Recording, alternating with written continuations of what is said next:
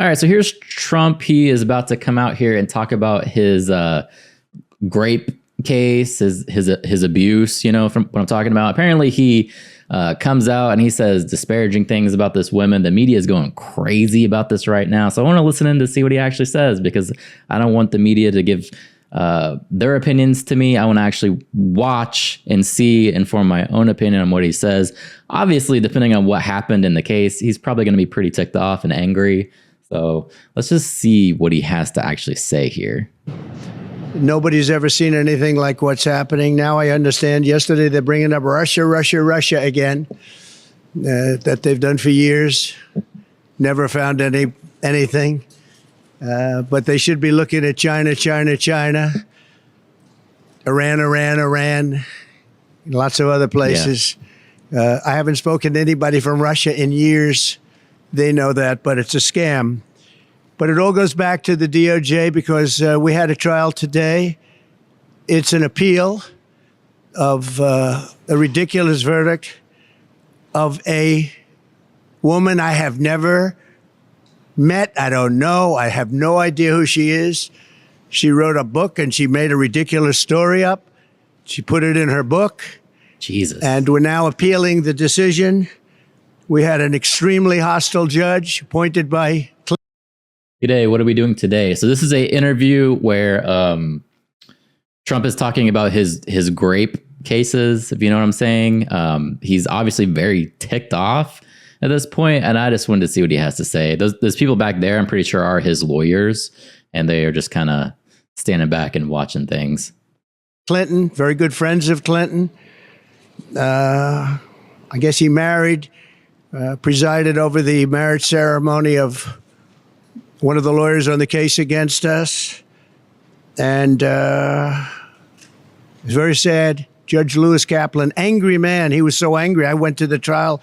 I've been in a lot of litigation over the years. I've never seen such anger, or wanted to throw one of our attorneys in jail, who threatened her with jail. Nobody's ever seen anything like it over nothing. Really? He has not paid that woman enough? He has to pay millions every time he talks about her? I think this is a different case, actually. This is a different woman. I guess she wrote a book from what he just said here, with the allegations of Trump doing this to her. Who knows if it's true or not? I don't know. I mean, just looking at him up there, imagine if that happened to you.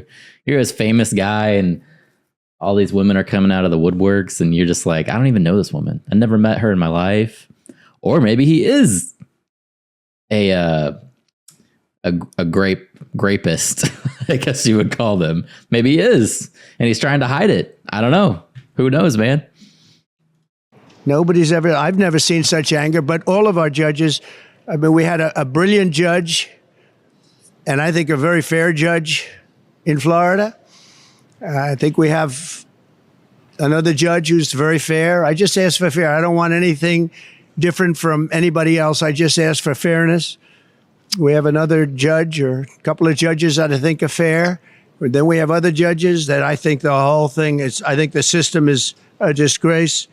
The case that we met on today, and then we're going to talk about job numbers, which are horrible, by the way, horrible, like really bad.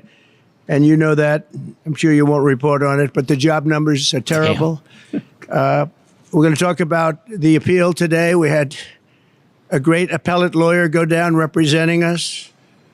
And I think John did a very good job. You have a matter of minutes to speak. It's a very complex thing because it was a setup, a rigged deal. They had two witnesses. And before I start, I have no idea who this woman is. They have a picture from, they say, about 40 years ago, a picture. And the picture depicts her and her husband on a celebrity line where I was the celebrity. I was been a celebrity for a long time. And imagine a picture from 40 years ago.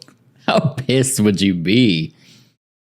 That's a long time. Like, there should be some kind of time limit to these things. 40 years ago? Come on, dude. And they were shaking my hands along with hundreds of other people. Nobody even knows where it is. The problem is she doesn't know the date of this incident. She doesn't know when She doesn't know, was it in the 90s? Could it have been further than that? She has no idea when. And people do that. Yeah, dude, the 90s. Come on, you're coming back from the 90s and you're just now coming forward with this kind of thing. That's ridiculous. That because you don't want to give a specific date and then you find out that Trump or whoever it was in Europe. So they tend to do that. They take long periods so that this way, hopefully he was in New York at that time. But this is a disgraceful case, and disgraceful in particular because it's about a former president of the United States who is now leading in the polls to be the president again. And this is being worked with the DOJ, Department of Justice, as are all of these cases. They all come out. Atlanta, Fani, that is all Department of Justice. Nobody knew that. So I got the photo that he was talking about. I can actually show you there. And shut my dog up too. Let me see. So this is the photo that he's talking about. This is what he's saying, like from the 90s or whatever. This is, I guess, the woman. And here is Trump. And this is where apparently they did meet. Doesn't have a whole lot of substance to me because Trump is a public figure. He was out there talking to everybody just because there's a photo. They always try to like put pictures of popular people next to like, oh, here, Epstein or something, or somebody just very villainous to try and say that, oh, they have connections and ties. And these people are just out and about all the time taking pictures. It's kind of ridiculous if you think about it. I always thought there was a statute of limitations, but didn't New York change the law just for Trump to be penalized? I don't know, man. Let me look that up. The case with Judge Engoron, the most overturned judge in the state, that is very close because they sent their team from the DOJ to help him. The district attorney, Alvin Bragg, that was all worked with, again, they sent a top operative from the department, from the DOJ Department of, I call it the Department of Injustice, because they're using the Department of Justice to rig the campaign. These cases are disgraceful. Now, they're brought, for the most part, in front of very hostile areas. So you're actually right there. They did change it. Just show you real quick.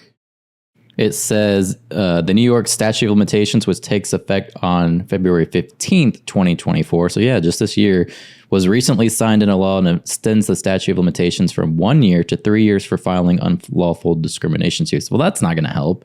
That's not the one. Let me see if there's another one.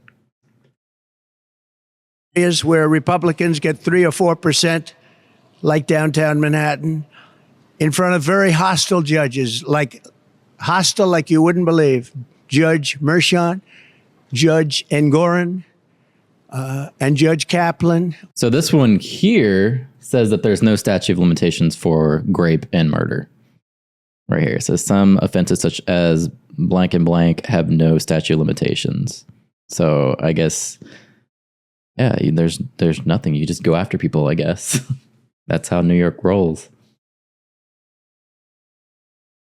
Now you know why it doesn't pay to go out anymore? Stay at home where it's safe. Exactly. I don't want to deal with people. Watch the lawyer on the right's face through this thing. This is a civil case. Let me check this guy out. He looks, just from the freeze frame here, he looks like he's about to fall asleep. All of them, hostile areas, and very, very hostile judges. I've never seen anything like it. And very bad thing in this case, New York. Very bad thing for New York. Businesses won't come to New York because of what took place with Judge Engoron. I can tell you that. And probably the rest of them also. But this case involved a woman who wrote a book, and I guess she said something in the book. That's when I first heard about it. I first heard about it in the White House. And of course, I denied the story because it's not true. I have no idea who the woman is. And I never met her. Now, I don't know about a picture that was taken 40 years ago with her husband on a celebrity line, so I don't think that counts. But as far as I know, I never met her. I never touched her. I would have had no interest in meeting her in any way, shape, or form. So is the lady actually pressing charges against him, or is this something that she wrote in a book and the state picked it up? Her husband was a news anchor, actually, John Johnson, a very nice guy. She called him horrible things. We weren't allowed to say that in the trial. She said horrible things about him. I guess they're since divorced. He's a very nice guy, African-American, and she said very bad things. We weren't allowed to use that in the trial, which surprised a lot of people. But she made up a story, it fabricated 100%, that I attacked her at Bergdorf Goodman. You know, it's very interesting. I don't think they were allowed to use this either. Her favorite show is Law and Order. And there's a almost exact story as her story in Law and Order about being attacked in the dressing room of a department store. I don't know if they used the name of the store, but that's her favorite show, Law and Order. She said that. And anyway, this evolved into a defamation case against me because I disputed her words because I told the truth. We were called. I was in the White House, and I said, no, it never happened. I didn't even know what they were talking about. This was, I think I was. So I found it from the BBC. It is actually, she is suing. It's not something the state picked up because it talks about Carol's lawyer, which is the lady who is in the photo. So it is her actually pressing charges against him. And I guess he countersued as well for defamation, but he was found liable by the jury, and he was yeah. All right. She sued him for defamation, essentially for what he is doing now. Unless you're Donald Trump, nope. Is this a new person or someone copying E. Jean Carroll? There's so many of these cases against Trump right now. I can't even keep track of them all. He brings up a new one in this. Oh, okay. All right. All right. Was in the Oval Office. Sir, do you know anything about this? And this had to do with the book. And she had a few pages in a book making this claim. By the way, there was never a claim. There was never a police report. There was never anything mentioned. There was never publicity 30 or 40 years ago, whenever it took place. Nobody knows. She doesn't know when it took place. When did it take place? She has no idea. I still agree that that's messed up that she's just now bringing in the sub. You shouldn't be able to do that. She thinks it was in the 1990s. She thinks it was in the 1990s. And the judge, we had two trials. We asked for a consolidation. He said no. The reason he said no is he'd rather have double the publicity because that's bad for me. Very bad, because I'm running for president. And this is not the kind of publicity you like. And whether it's true or not, it's horrible. And in this case, it's so false. It's a made-up, fabricated story by somebody, I think, initially just looking to promote a book. And he only attacks people in a department store he says he never goes to. This was on a plane, this new one. He has every right to speak on it since it's in the book. Oh, yeah, for sure. Of course he does. And when they called me, I denied the story. I got sued essentially for defamation because I'm denying a story where I'm right. I should be suing her for defamation. So that's where it is now. There were two witnesses. One is a woman who's followed me for years. She said in 1979, I was in an airplane with her, commercial flight, and we became very intimate. I just sat down. I think I had the book, The Art of the Deal. I was famous. How did they get intimate on a commercial airplane? Is this like they went to a bathroom kind of thing? That story is a little bit sketchy. Like, come on, you're around everyone. Yeah, every motion the defense put up denied, every motion of the prosecutor accepted. Out of this whole thing seems a little sketch. Then too, I've been famous for a long time. And we're sitting in first class, according to her. Never happened, by the way. Totally made up story. She's a Clinton person too, by the way, big Clinton person. She made up the story. And so many years ago, and I think it would be 1979. One of my many people behind me could correct it, but I think she said 1979. That's a long time ago. And I sat down. I believe I had some pretty big success then, and I was being talked about a lot. Maybe The Art of the Deal was out, sometime after that. I'm not sure. But I was well known. And passengers are coming into the plane. And she said, I was making out with her. And then after 15 minutes, and then she changed her story a couple of times, maybe it was quicker, that I grabbed her at a certain part, and that was when she had enough. Now, so think of the impracticality of this. So they're on a plane. They're in first class. They're making out, which from what he's saying, she was okay with, even though he also said this didn't happen. Whatever. This whole thing's fucked up. But then he escalates it, and she wasn't okay with that. Come on, dude. That seems in first class. I get the whole Hollywood thing, Paul, where they're saying like this dude's he's just grabbing chicks. Sure. But you're a chick, you're in first class, and Trump starts grabbing on you. You wouldn't like scream or talk to a flight attendant. You wouldn't get off the plane and talk to the police, because it's not like Trump can run anywhere. He's saying he was famous at that time. Like, come on. If I ever get rich, I'm disappearing into the sunset, never to be seen again. I have too much of a snarky attitude to deal with false accusations 40 years later. Yeah, come on, man. 40 years? This shouldn't be a thing. Like, there's a window, for sure.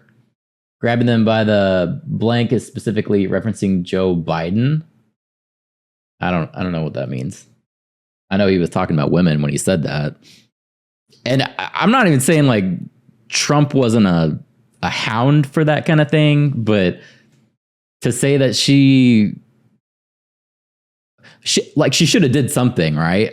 I'm not trying to victim blame, but come on, 40 years later, now you're going to try and do something? Like, it's a little bit late.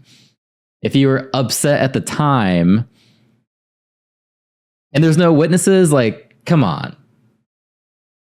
Come on, guys. This is a little bit far-fetched. You're in first class. They don't have flight attendants all around you. Look at your average plane. There's people everywhere. You're crammed in there. I just flew last week.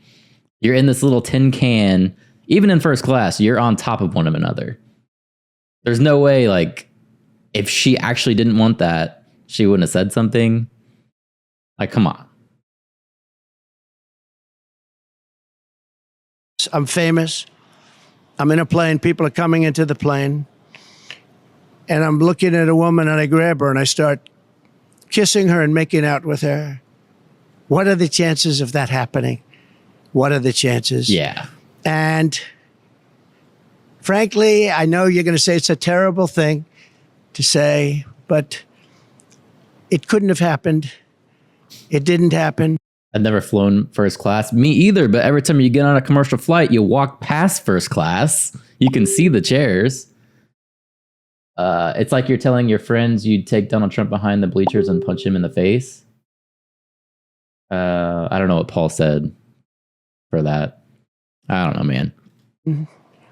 And she would not have been the chosen one.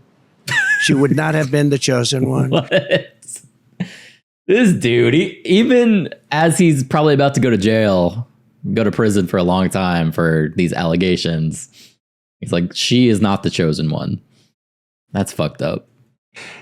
She has gone around for years saying this story. Everywhere I go, she says this story. And it's a total lie. Now, I assume she'll sue me now for defamation, like I got sued by E. Jean Carroll. What is the book? Who interestingly said she's been hurt, damaged, but she's made more money since she did this than she ever made in her life. She gets paid a lot of money to go talk bad things about me. So remember this whole thing started, along with just about every other case I'm involved with the political campaign of Harris, and who's having a bad time because she can't talk, of Harris and Joe Biden. The book is called Donald Trump and E. Jean Carroll's Sexual Abuse Proceedings, The Concealed Truth Behind Allegations of Rape and Defamation Against Donald Trump. You can buy it on paperback for $9.99 or $4.99 on Kindle if you're interested. And when was it written? Oh, I didn't look at that. It was written 2023, April 27th. Yeah, so the guy with the supermodel wives, his whole life is going to do any of this. Give me a break. I mean, I see what they're trying to say. He's someone who has a lot of power. He feels like he can just do whatever he wants in these situations. And to some extent, he probably has lived a life like that where he's gotten away with law. He has obviously more power than us to get away with things. But when you're talking about on a commercial flight in front of a bunch of people, like if she screamed or something, like there wouldn't have been a bunch of dudes on that plane jumping up to whoop his ass. Like, come on.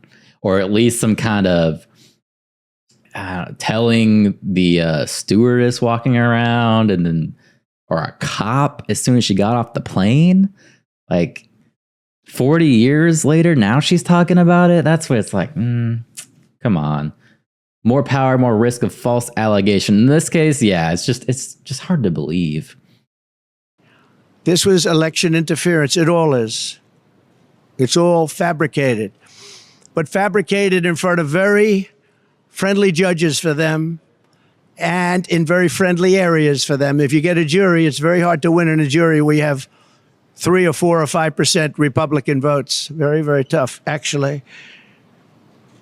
2 witnesses. One is named Jessica Leeds. So she was up again. She can't get rid of her. She was up. She said, I was in an airplane doing that.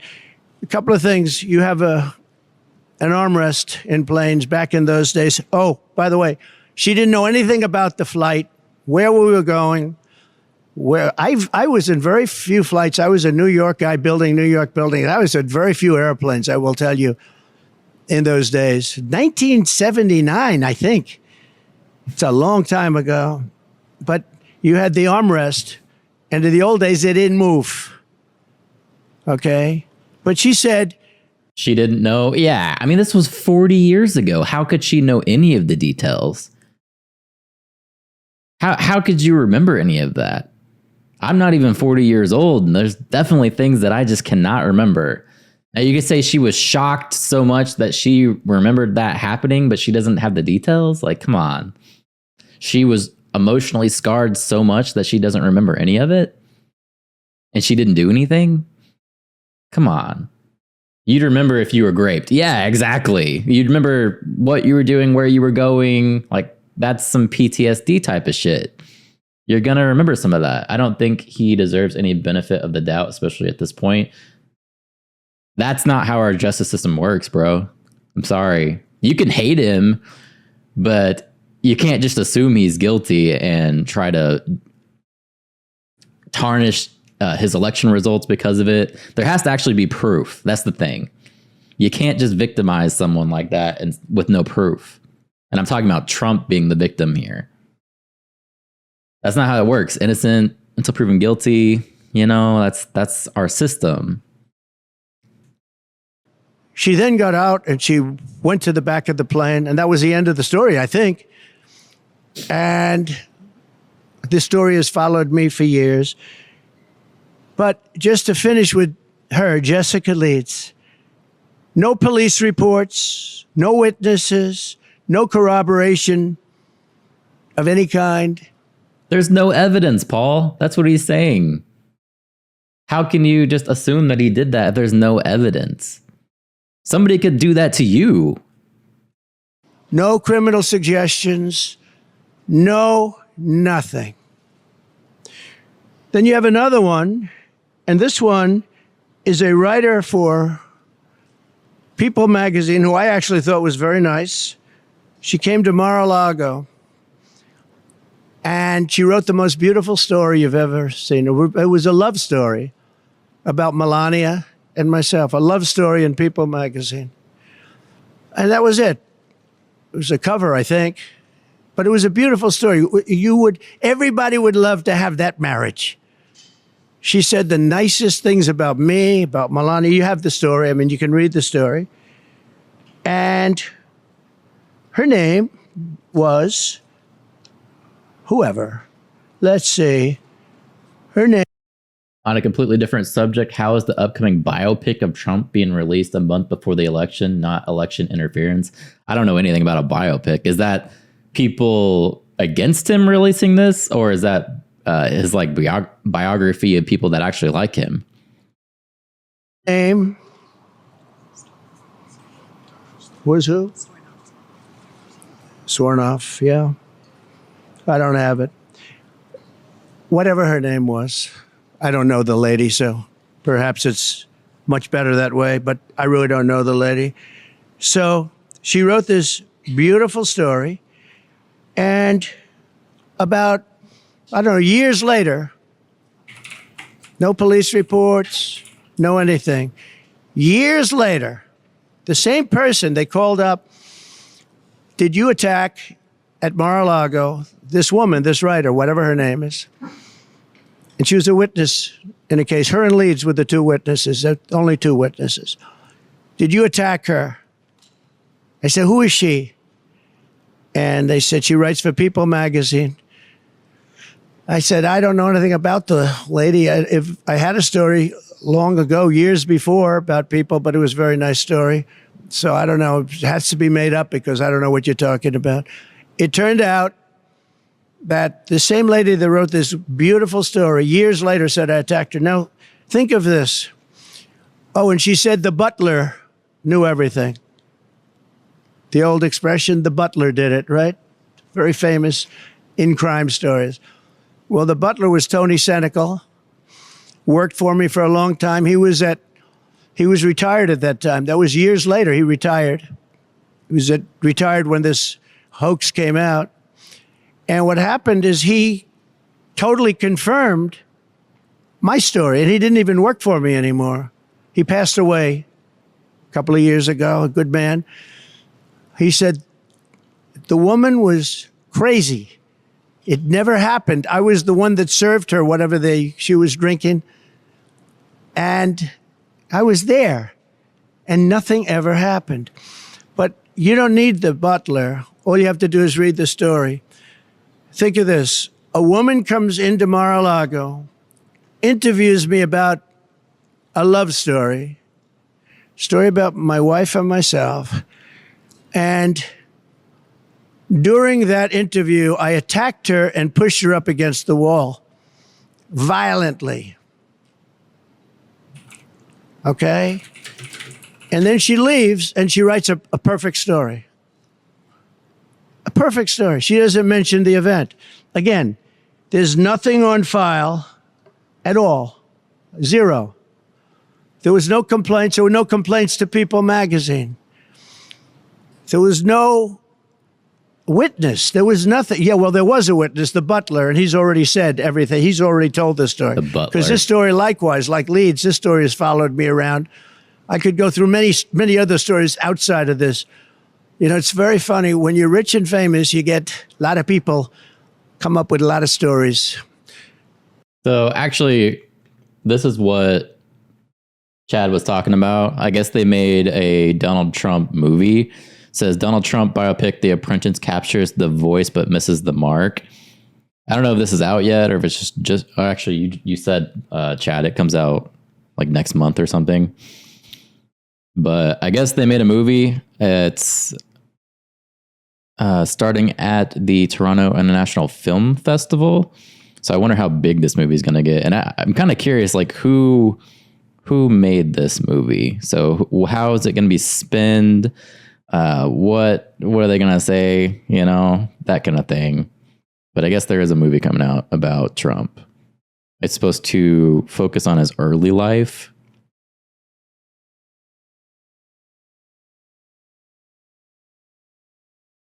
It says, but following legal threats from Trump's lawyers that, according to Absabi spook distributors, a wide release for the film could be in jeopardy. So maybe it won't come out.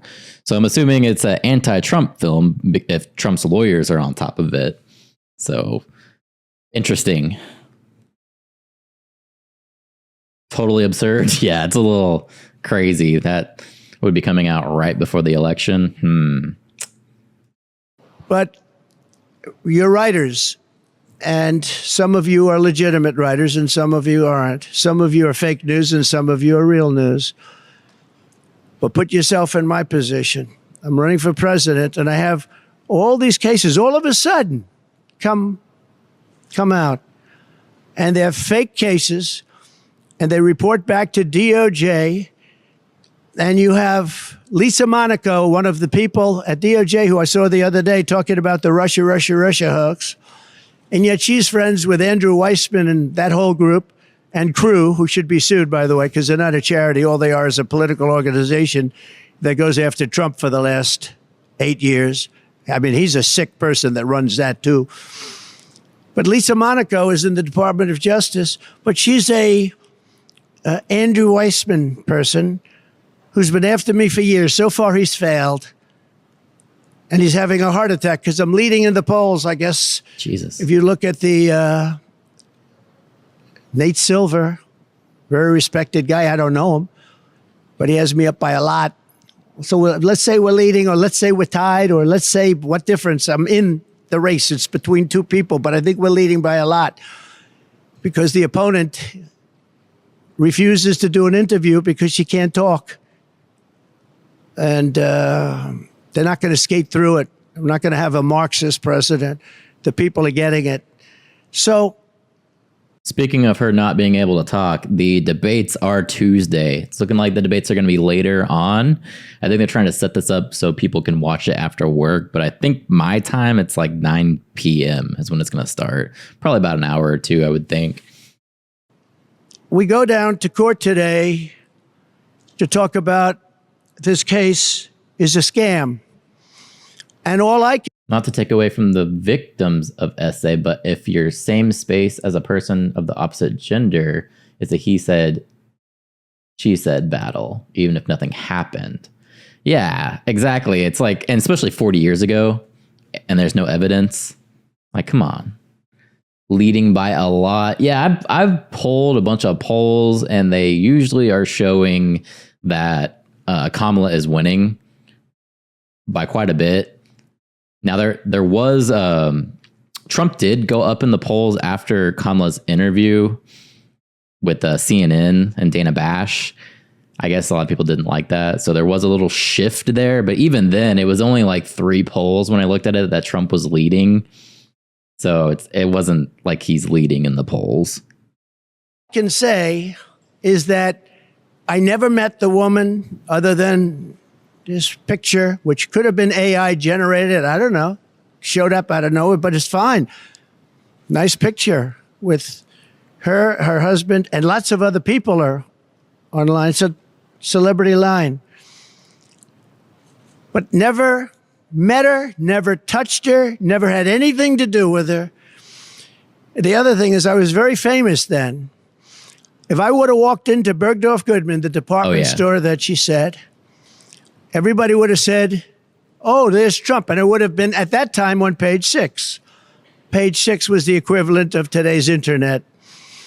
And it would have been a big story if I would have walked into that store, gone into a dressing room, and supposedly, you know what, to her. Never happened. Never happened. Total phony story. And I feel sad that I have to come up here and explain it. I have all this legal talent, but legal talent cannot overcome rigged judges. They can't overcome a 4% Republican area.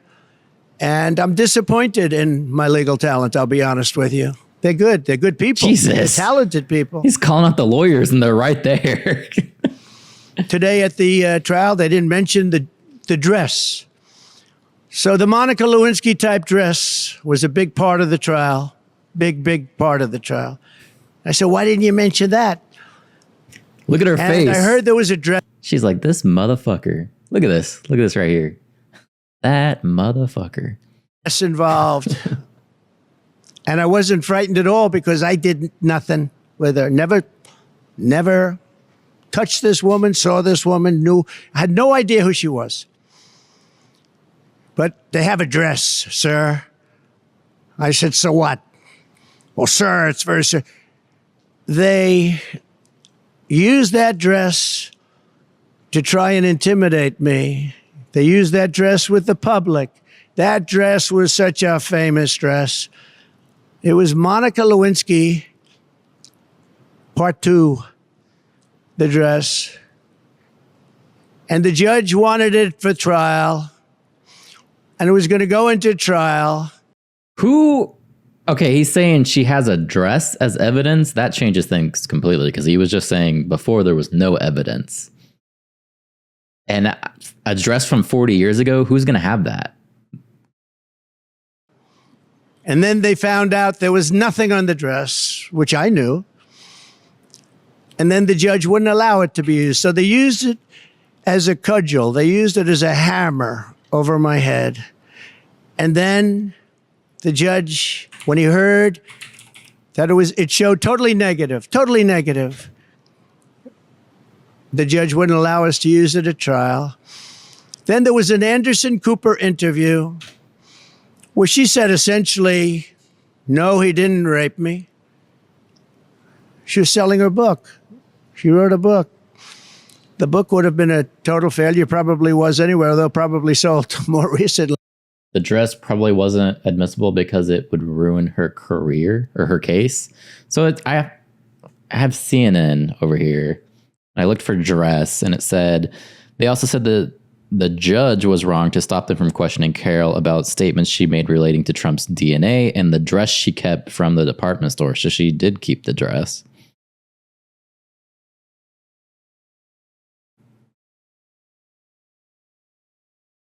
But it doesn't really go into much details on anything else of the dress. But from what he was saying, there was no evidence on the dress anyway. As their testimony shows, Trump engaged in a pattern of abruptly lunging at a woman in a semi-public space, pressing his body against her, kissing her, and sexually touching her without consent, and later categorically denying the allegations and declaring that the accuser was too unattracted for him to have assaulted her. He did just say that too. He said she was not the chosen one.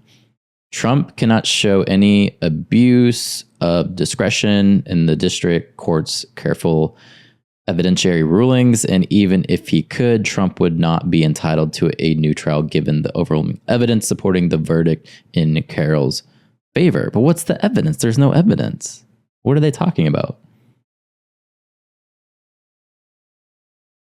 Let's see what's going on here. The lawyers are getting pissed. Yeah, they definitely are. She claimed a dress, but he refused to supply DNA. Did he? Let's see this. Because CNN's going to say something about that for sure. They're going to be anti-Trump. That's the comments. Is blah, blah, blah, blah, blah. He never touched her. Blah, blah, blah, blah. Now I assume she'll sue me for defamation.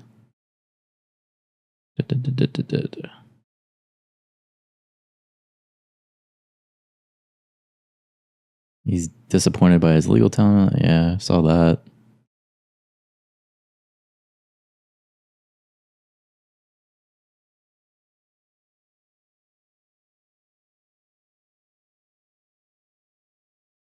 So they're pretty much saying it's he said, she said too. Yeah, that Trump groped her on an airplane in the 1970s. Jesus, that's a long time ago.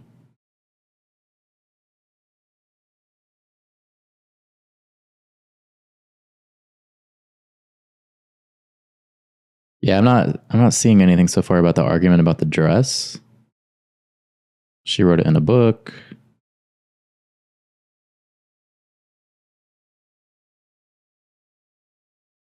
Yeah, it doesn't say anything about it.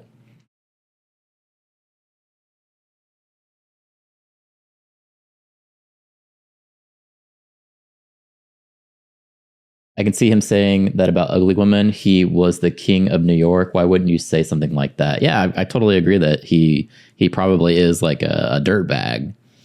But to say he just sat down on a plane and started groping women there's people around in first class and there's flight attendants. If she didn't want this, like she couldn't have done something. Not trying to victim blame, but it seems so far-fetched.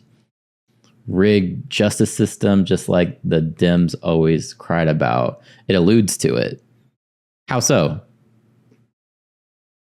They're saying there's no DNA on the dress. Either way, it's so far-fetched, man. I get like you don't like Trump, but this is so... To convict somebody, you need concrete evidence. Like these are serious allegations. And it seems like there's so many to the point it seems like it's just to hurt his campaign. You read part of it. It's not really alluding to it. What I read, I'll bring up what I read.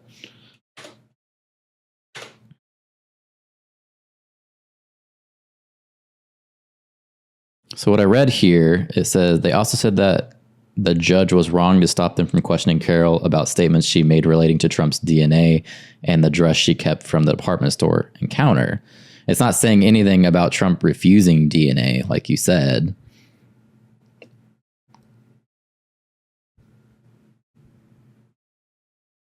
Everyone knows once you go black, you can never go back. So why would she entertain going to the department store with him? I don't know what you're saying there. So new Russian collusion and another SA case. It's 2020 all over again. Yeah, it's like, come on, like, what's going on here? Again, there's a woman that wasn't doing well until she came out with this stuff about me. And that's happened to others too, by the way. She's not the only one. But they have the Anderson Cooper tape. And in the Anderson Cooper tape, it's an interview of her. And Cooper says something to the effect, did he rape you? Did he rape you? He was so happy. Oh, did he rape you? And she gave a very good answer for me, but a bad answer for CNN, for Anderson. And he said, we're going to commercial break right now. We're going. Then she came back from commercial break and she was much more hostile. But this man wouldn't let us use the tape or the proper questions having to do with the tape. Wouldn't let us, Judge Kaplan wouldn't let it be used. We wanted to get the outtakes. In other words, what did Anderson Cooper talk to her about during that intermission for a commercial that he called for immediately? Where do you see this? I mean, some of you have seen it, some of you haven't. We're going to commercial break right now. And so what happened is we weren't able to use it. The other thing is we had not one trial, we had two trials. Nobody. Jean Carroll's husband was black. How is that relevant? What race her ex was? Yeah, I don't know where you're going with that, bro. To be honest, I have no idea. Yeah, the guy that we saw in the picture, yeah, the black guy, I'm assuming that was her husband. But I don't know what point you're trying to make there. He understands why we asked for a consolidation. And I wanted to show up to the trial, to the first trial. My lawyer, who's not up here, not with us any longer, sir, you should not show up. You're the former president or the president. I don't even know. Freak's got jokes. That's what it is, Paul. He's making jokes, brother. I don't know when the trial was, but you're the president of the United States, sir. This is beneath you. I've got this 100%. The dress is negative, but he wasn't able to use it. Sir, it's beneath you to show up. I said, but wouldn't that be bad for a jury? Wouldn't that be sort of bad for a jury if I don't show up? He said, sir, you don't have to show up. I've got this. You shouldn't do it. It's beneath you. It's beneath the office of the president. I understood what he meant by that. And so I didn't show up. And I was found guilty of something that I didn't do with a woman that I have never seen, touched, or in any way was involved with, nor would I want to be. I would not want to be. My people say, please don't say that. I would not want to be involved with her. And that's where we are. So we're appealing it. And people would say it's not a friendly panel based on the appointments, but you'll look that up yourself. But not going to lie, his legal counsel is good looking. Yeah, she's boosting my video retention just standing there. I hope they understand this is the office of the President of the United States, and there has to be fairness shown. Our court system is looking so bad. If you're a Democrat, these are all Democrat-appointed people. Biden, Clinton, I think others. 3 people. They seem very good today, and they seem absolutely fine, but I've read and I've heard it's not a friendly panel, but I wasn't surprised because I don't get friendly panels. But where we've had fair judges, where we've had brilliant judges, frankly, I don't know the judge in Florida, Judge Cannon, don't know her at all. But I think she's a brilliant woman. I think she handled a scam. It's a scam case. That's the documents case. That's the case where Biden, who had 10 times more documents, took all this stuff for years, 50 years, and he was exonerated. Of course, they said he was incompetent, so he wasn't fit. So he was exonerated based on that. But me, I don't get exonerated so easily. And I had a thing called the Presidential Records Act, which exonerates me. But we won that trial. And the other side plays the ref. Crew and Weissman and all these people. And again, Lisa Monaco should not be involved in this because she's been after Trump for years, and now she's like the second person at the DOJ. But she's with all these people. And they're playing the ref, and they say terrible things about judges. They do it with the Supreme Court justices because they think they're going to intimidate them. I think it should be illegal. That's what the DOJ should look into, the legality of these people taking a brilliant judge and demeaning her, and taking other people that are fair and solid and demeaning them. It's called playing the ref. Nobody did it better than the late, great Bobby Knight basketball coach. He would play, he would scream at those refs and everything, and they say, Bobby, you're not going to get the decision overturned. Yep, but the next one I will. And he was right. He needs to stop saying she's not my type because he's not her type. Yeah, I see where you're going with that. Trump needs to learn to stay on task and quit sidetracking. For sure, he needs to do that. And I hopefully during the debate, he hones in on the actual questions and the actual rebuttals are laser focused and just kind of going everywhere. He's a great basketball coach. Last coach to have an undefeated season. The last coach in basketball to have it many years ago. He also endorsed me, but he played the ref. These people are playing the ref when they are allowed to call for recusal, impeachment of a judge because they're not getting their way. And for some reason, the other side doesn't do that. They don't do that. The other side is much softer. Republicans play it a lot softer, but they play it legitimately. So I'm going to ask, if I might, Will Scharf to come up, just say a couple of words about what took place today. One of our attorneys working on this it's a ridiculous case. Remember, it never happened.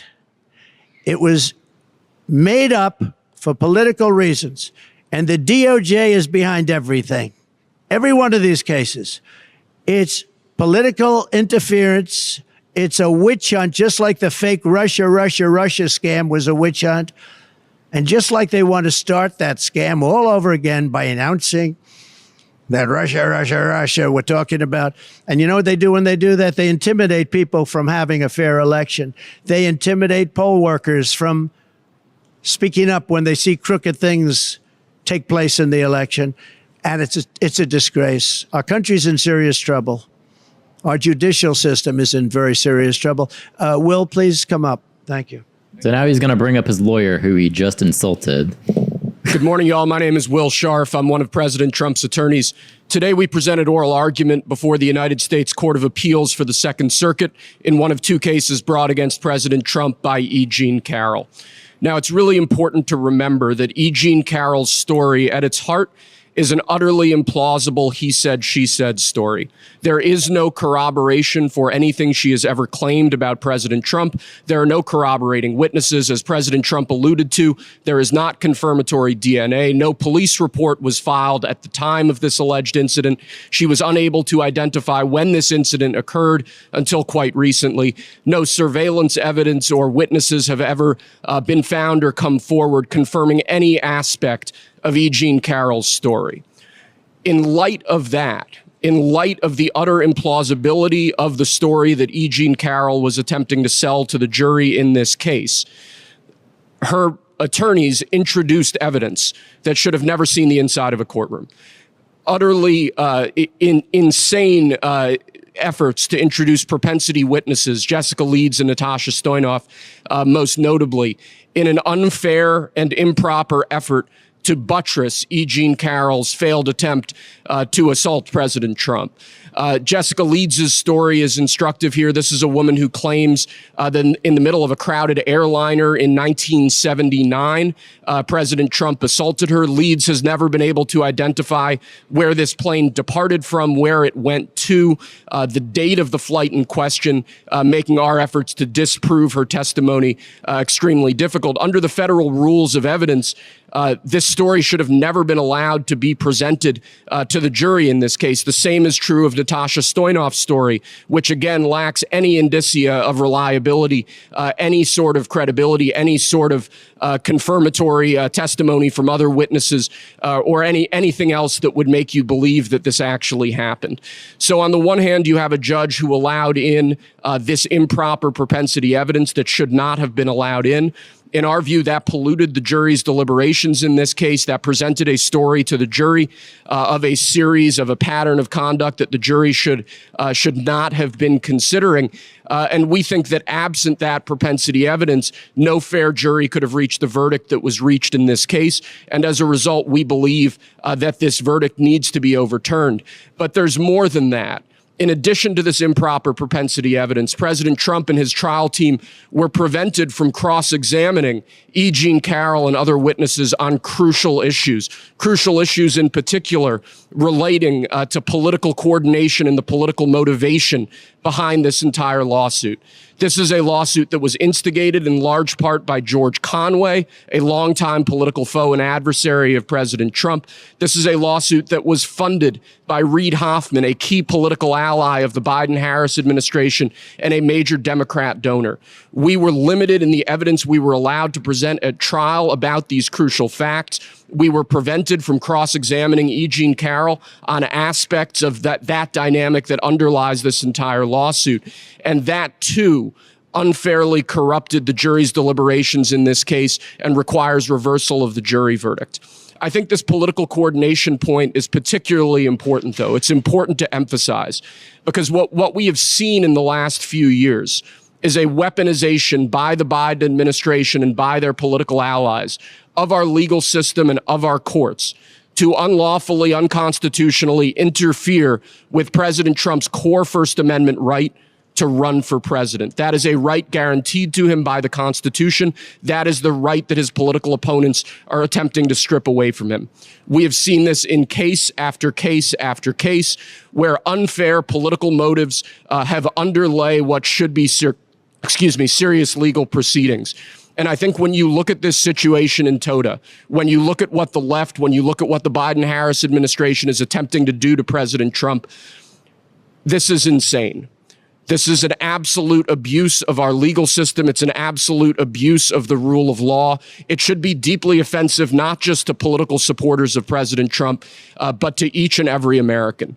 With respect to today's appeal, we are hopeful that the Second Circuit understands what's at stake here. We are hopeful that the Second Circuit understands what occurred during this trial, which was an improper use of evidence to buttress E. Jean Carroll's entirely meritless claims on the one hand, and an improper exclusion of evidence that would have informed the jury about the true motivation behind this lawsuit and that we believe would have resulted in a very different verdict. Thank you. Thank you very much. Has he even taken a breath yet? No. Oh, the other one's going to talk. I've done this one too many times, actually too many times for the last 3.5 years while President Trump has been trying to fight to get this country back. And I want to speak to the American women, and I want to speak to the people that need to get out and vote on November 5th. I have sat with President Trump for years now, while he has been targeted with lies and with judges, AGs, and DAs who have specifically run in this city and others on getting Trump.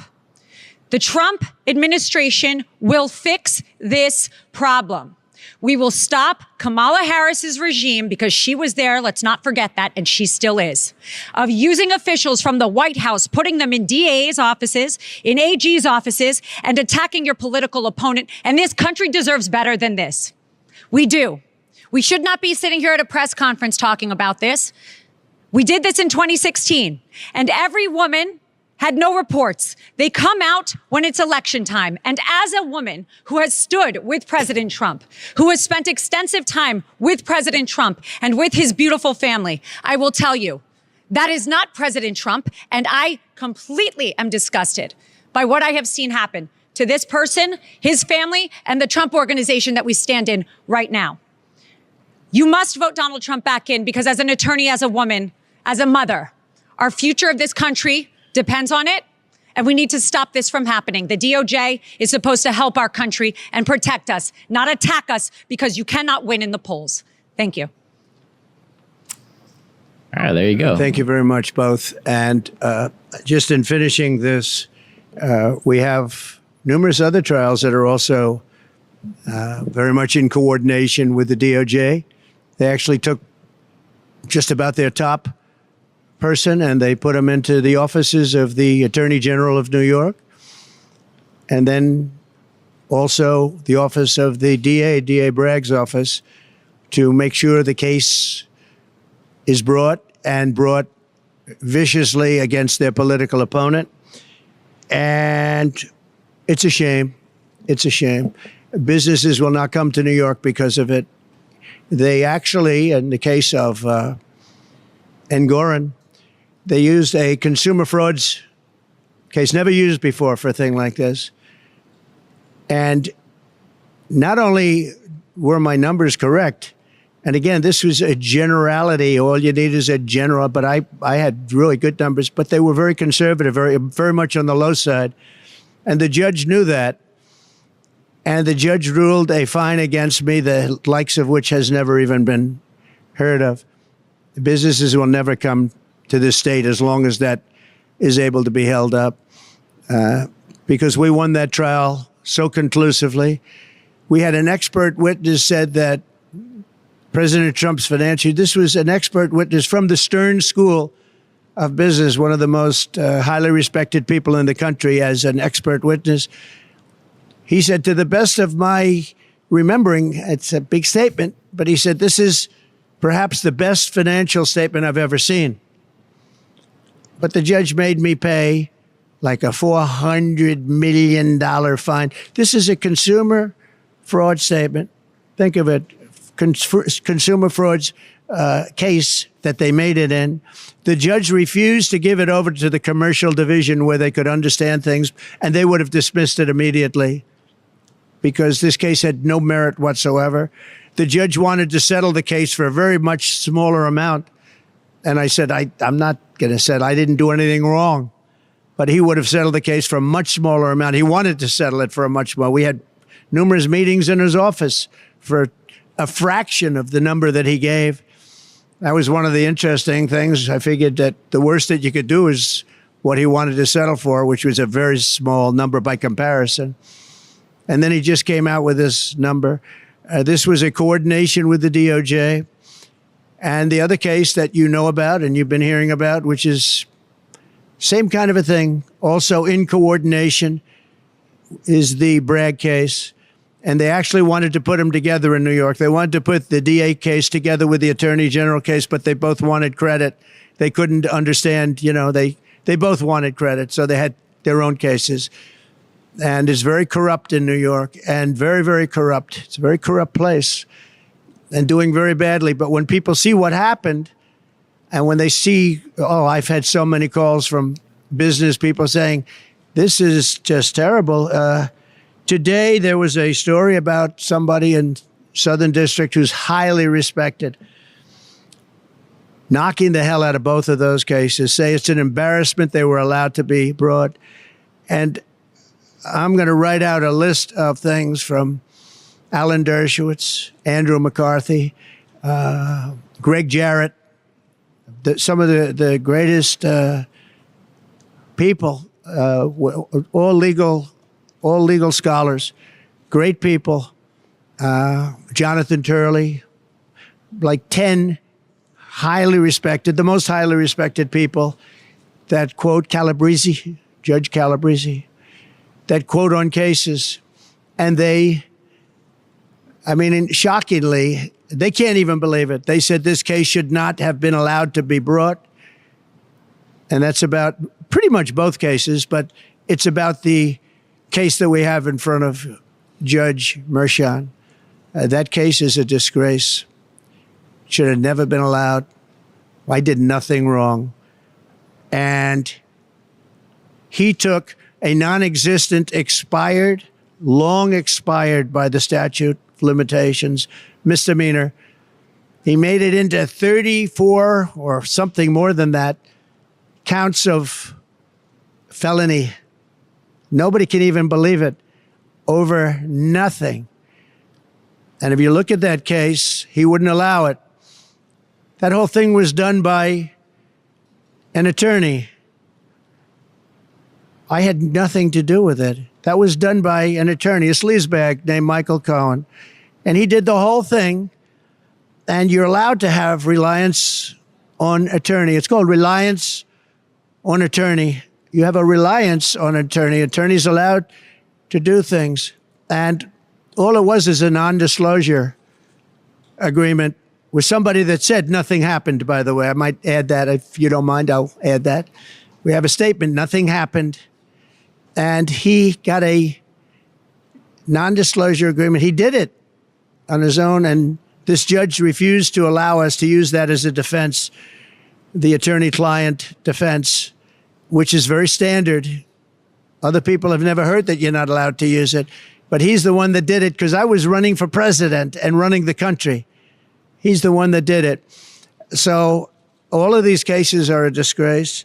But the case that we had today downtown, I wish we could have mentioned the dress. Again, got the idea from Monica Lewinsky, but it was negative, wasn't allowed to be used. I wish we could have mentioned many of the other things, and I certainly wish we could have gone to CNN and got the outtakes, what's called the outtakes.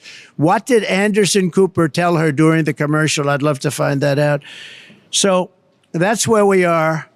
We have a very corrupt system of laws, but in that system, we have some very good judges also. And I think in the end, the good judges will prevail. And I hope Democrat-appointed judges can see a scam like this where somebody...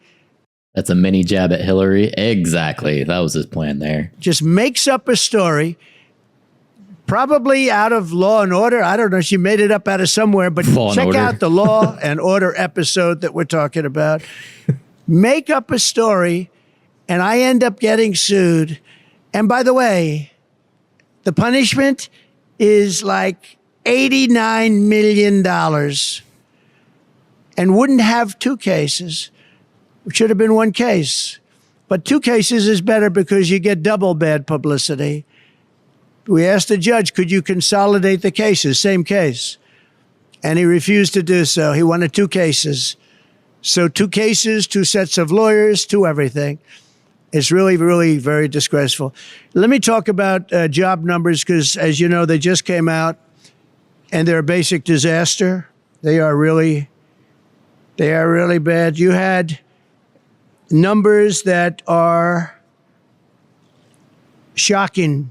Native-born Americans, we lost 1.3 million jobs, while foreign-born Americans were able to take all of those jobs. So foreigners coming in illegally, largely illegally, into our country, took the jobs of native-born Americans. And I've been telling you that's what's going to happen.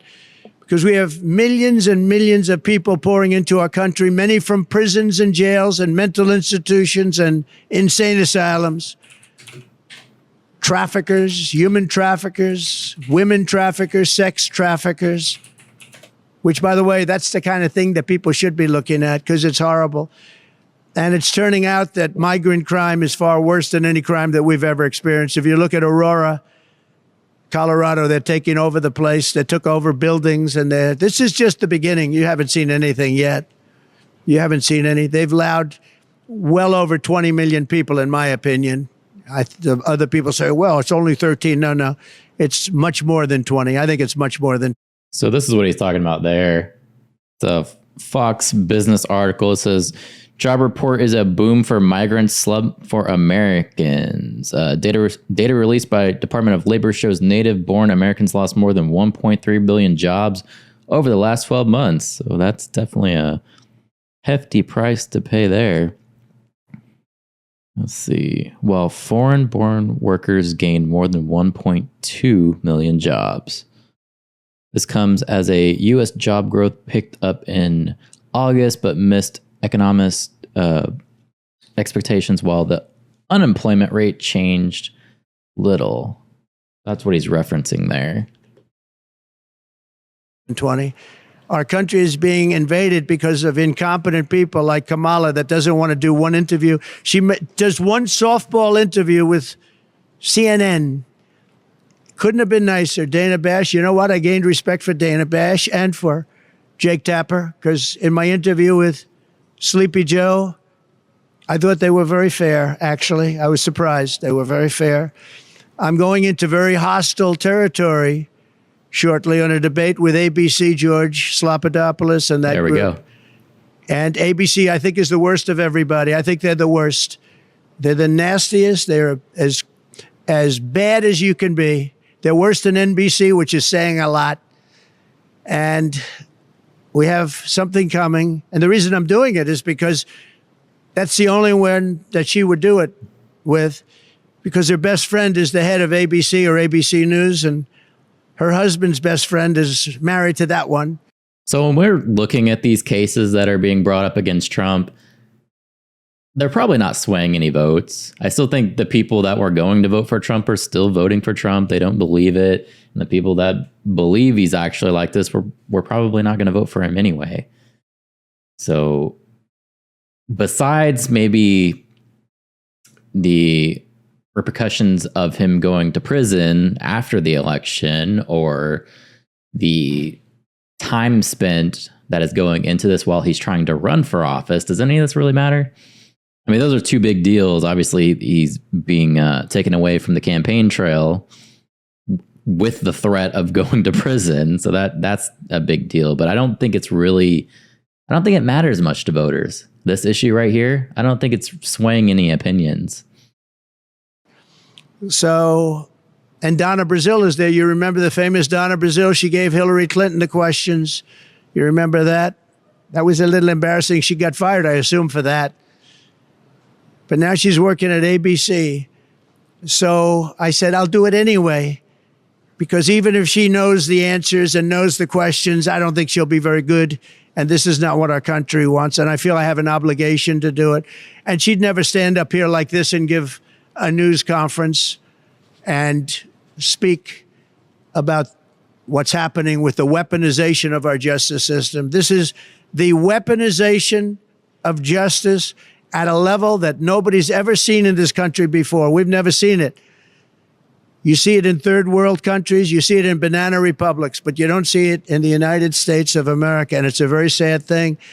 And I think I'm doing a great service by having gone through it and revealing it, because, you know, it came out with a indictment from the district attorney, which again, just revealed today, and I hope you're going to do a story because it's a big story. The Southern District of New York was, and this is a very highly respected group of people. He said it was a disgrace that that case was brought. It was a disgrace that the case was brought in front of Mershon. The case is a disgrace. Should have never been brought. Should have never been brought. And the case in front of Judge Engoron, just in terms of the case itself, we had 4 or 5 overturns in the appellate division. I only hope the appellate division, for the good of New York, otherwise you just say, God save the state. For the good of New York, I hope that the appellate division will do what's right on that case, because that case was a scam. But every single one of these cases that I'm mentioning, they're all hoaxes and scams. No different than Russia, Russia, Russia, Ukraine, Ukraine, Ukraine, the impeachment hoax #1, impeachment hoax #2, all these things that we won. We won them all. But it takes time, it takes effort. And they're at it again. But this time, what they're doing is they're hitting us as hard as possible. You know, it's very interesting. It just brings to light the lawyer on the hoax that we're talking about now, having to do with E. Jean Carroll. She said, the way to defeat Trump is go after him civilly as often as possible, make his life miserable, sue him all the time, keep him in court, and let him spend a fortune. That's the lawyer I have in the E. Jean Carroll case. And that's exactly what they've done. The only thing I can say that's good about it is the public understands. And my poll numbers, I believe, are higher now than they would have been without it.